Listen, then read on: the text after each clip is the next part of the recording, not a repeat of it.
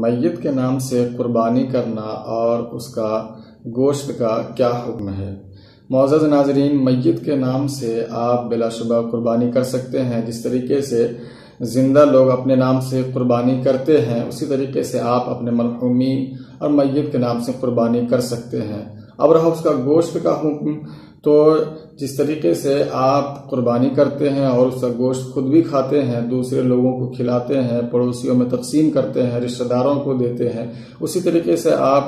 اس کے گوشت جو میت کے نام سے قربانی کرتے ہیں اس کا بھی وہی حکم ہے۔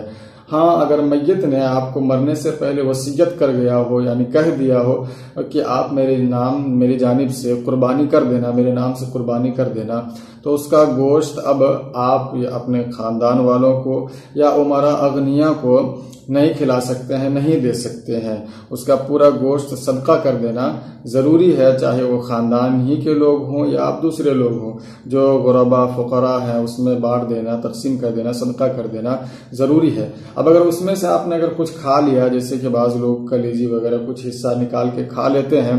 یا پکا لیتے ہیں یا تقسیم کر دیتے ہیں، تو اب جتنا حصہ آپ نے کھا لیا ہے اس کی قیمت آپ کو صدقہ کرنا ضروری ہے۔